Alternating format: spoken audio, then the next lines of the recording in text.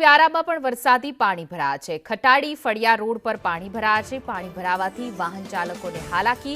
તાપી અને વ્યારામાં અનેક વિસ્તારોમાં વરસાદી માહોલ જોવા મળ્યો છે। કાળા ડિબાંગ વાદળો બાદ મેઘમહેર જોવા મળી રહી છે અને ગ્રામ્ય વિસ્તારો હોય કે પછી વ્યારાના ખટાડી ફળિયાના રોડના રસ્તા છે કે જ્યાં નદી વહેતી હોય એ પ્રકારના દર ચોમાસે આ રસ્તા પર પાણી ભરાવાની સમસ્યા સર્જાતી હોય છે। વાહન ચાલકોને પણ હાલાકી ભોગવવાનો વારો આવ્યો છે। વરસાદે વિરામ લીધો છે પરંતુ પાણી હજુ ઓસર્યા નથી।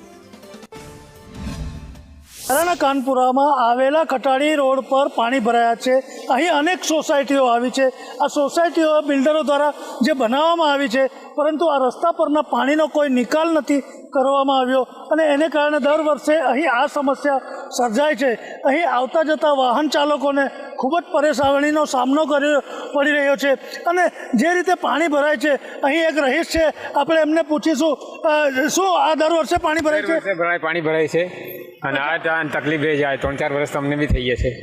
કારણ શું છે? એ પાણી ભરાવાનું કારણ શું છે? ગરનાળા બંધ કરવામાં આવ્યા છે, મને લાગે એવું છે।